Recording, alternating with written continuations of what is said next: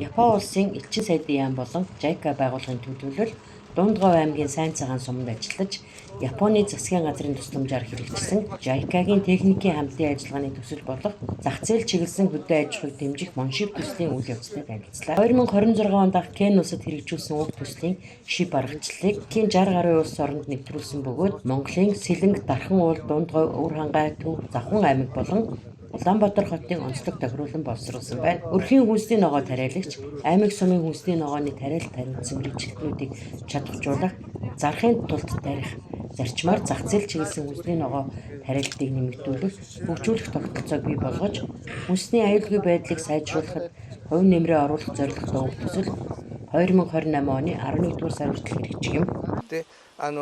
Шив аргачлал гэдэг нь бол Японы JICA улсын байгууллага 2006 онд Кени улсад анх хэрэгжүүлсэн. Нийт 60 улсад хэрэгжүүлсэн. Мэдээж олон улсад бол эдийн засгийн хөгжил өөр өөр байгаа. Монголд бол ерөнхийдөө эдийн засгийн хөгжил нэлээд гайгүй дээгүүр. Одоо хүмүүс менежментийн удирдах чадвар нь арай дээгүүр юм байна гэж үзэж байгаа. Тэрэнд нь тохирсон аргачлалаар шивийг хэрэгжүүлнэ. Өрхийн хэмжээний орлогыг сайжруулах зорилготой төсөл. Тэрэн дээр ногоочт маань буюу өрхийн тариалчид маань өөрсдөө орлогоо сайжруулахын тулд ямар арга хэмжээ аваад явах илүү та нарыг үлдэн хүрхээ гэдгийг зааж өгөх зорилготой. Өнгөрсөн жилийн 11 сард хэлсэн. Тэр 11 сараас 4 жилийн хугацаатай. Монгол улсын 21 аймагтай хэдийч манай төсөл хэрэгжих аймаг бол 7 аймгийг сонгож хэрэгжүүлж байгаа. Тэр 7 аймгийн нэг нь Дундгов аймаг байна. Японоос JICA энэ төсөл хэрэгжиж эхлэхэд Дундгов аймаг, Өвөр хангай, Завхан гэх мэт жижиг өрхийн тариаланчтай олонтой газрууд болон хөдөө аж ахуйн үйлдвэрлэл илүү хөгжсөн Сэлэнг аймаг, Дархан уул аймаг гэх мэт газруудыг балансыг тэнцвэрсэн гэсэн байгаа. Ногоочт маань өөрсдөө шийдвэр гаргаад би ногоо одоо жишээлбэл Японы сортыг ашиглах юм бол ийм үнээр үрээ авах юм байна. Ийм хэмжээгээр уруулах юм байна. Тэгээд тэр үнээр зарах юм байна гэдэг ийм өөрийнхөө менежментийн удирдах сурах явдал байгаа. Монгол мэдээж хэрэг эдийн засгийн хөгжиж байгаа улс байгаа. Тийм болохоор ногоочт маань хэр зэрэг орлого олоод хэр зэрэг зарлага гаргаад дунд нь хэр хэмжээний ашиг болж байгаа юм бэ гэдгийг мэдээж авахын тулд яг тэрнийгээ тодорхой төлөвлөд яваасаа гэдэг тал дээр хэлээ зөвлөгөө өгч ажиллана. Энэ шив аргачлалыг үргэлжлүүлээ заагаад явах сургагч багш буюу хөдөө аж ахуйн ажилтнуудыг бэлтгэх нь бидний зорилго байгаа маа. Манай төсөл бол загас шууд өгдөг төсөл биш. Загас барих аргыг нь зааж өгдөг төсөл юм байгаа маа. Дундгойн хэмжээгээр бол одоо нийтдээ 15 сумын одоо хоршоо аж ахуйн гэж иргэд нийс 130 тариалагч төвтэй байдлаар ингэ ногоогоо тариалж байгаа. Манайх нийтдээ 25 төрөл зүйлийн ногоо тарьж байгаа. Одоо энэ газар тариалантай холбоотойгоор манай анх удаага одоо энэ JICA-гийн одоо улсын байгууллагын чухал одоо Моншив төсөл ажиллаж эхэлсэн. Моншивийн төслийн хүрээнд бол одоо манай 3 сум хамжиж байгаа. Энэ төслийн хүрээнд дээр одоо энэ төслийн гол агуулмж нь болохоор манайх шиг одоо гадаргууны ус байхгүй.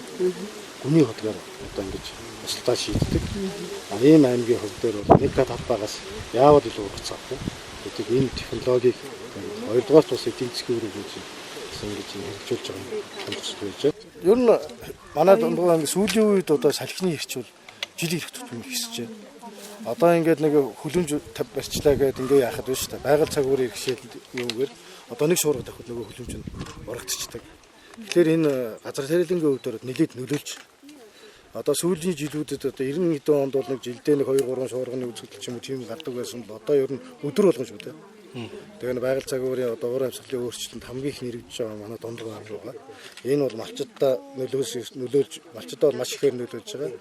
Мөн одоо энийг дагаад нэг хүнсний хомсдол үүсгэж байгааг бий болж байгаа. Тэгэхээр энэ байгаль цагуурын нөлөөлөл бол одоо энэ газар тариалал хийж байгаа улсуудад маш ихээр нөлөөлж байгаа. Тэгээ ямар сайндаа одоо энэ хойдолтой ингэж нөгөө салхины ирчийг авах ингээ мод тарьсан байгаа ч таавар анзаарч байгаа хэрэг тийм. Энэ соёлноос салхитай байхад энэ модны хамгаалж ил ингэж хамгаалтын зороос мод тарьж ингэж хийж байгаа. Алюминий мод одоогийн өнөөдрийн байдлаар 200 орчим мод суулгачихсан. Алюминийхаа нөгөө салхи хамгаалах ойн зуруусан зориулаад бас нэг 200 гаруй модтой нэг 500 орчим мод суулгаад энэ жижиг талбайд бол нэг иймэрхүү байгаа явж байна. Зорилго бол яг одоо бол яг алюминдан зорилгоо чиглүүлсэн учраас урсгал зардлаа бууруулахын тулд хүнсний ногоогоор өнөөдрийн орлого зорилготой явж байгаа юм. Үржиний жилдээс эхлээд манай нэг гаруун ногооч цэвэр шим тургац гэдэг хоршоо байгуулад өдийн цай хөтөлбөр дээр ногоогоо нийлүүлэх гэдэг ингээд JICA гэж олон улсын хөтөлбөр нэг эдийн засгийн дэвждэг үзүүл хамтарч ажилласан. Орон нутгийн ногоочдын ногоогоор орон нутгийнхаа одоо хүүхдүүдэд идэвхжүүлье. Эдийн засганд өгье гэсэн удирдлагууд орон нутгийн байгууллагууд зорилго тавиад. Тэгээ 2 жил одоо ямар ч хэлсэн хүлэмжний нарийн ногоонуудыг ихэнх нь нийлүүлсэн. Хөтөлгаатай болор энэ жилийн ургац бол сайн байна. Яг го байгалийн бэрхшээлүүд бол гайгүй ерөнхийдөө бол шийдээд явчихна. Яагаад гэвэл энэ чинь нөгөө газар тариалангийн бүс биш юм жижиг талбайг бол одоо ингээд энэ цэлбоныг харж байна уу? Энэ цэлбон жишээ нь одоо хаврын салхинд нэг алюминыхан цэцгийг бүгдийг хийсгчүүл бид нар алим авахгүй шүү дээ. Тэглээ салхины хамгаалалтыг хийдэж байгаа юм. Одоо ганг ачиг гэх юм бол нэгэнтэл одоо бид нар гүний удагтай услааны системээр явж байгаа бол тэрийг одоо шийдэж байна. Энэ жилээс ихтэй нөгөө Моншип хөтөлбөр аймгийн 10 ногоочныг сонгож яваад бид нар техникийн зөвлөгөө дадлагж явуулах, сайжруулах чадамжийн талаар ингээд хамтарч ажиллаж байгаа. Тэгээ эн чинь Японы технологи ямар технологиуд байна?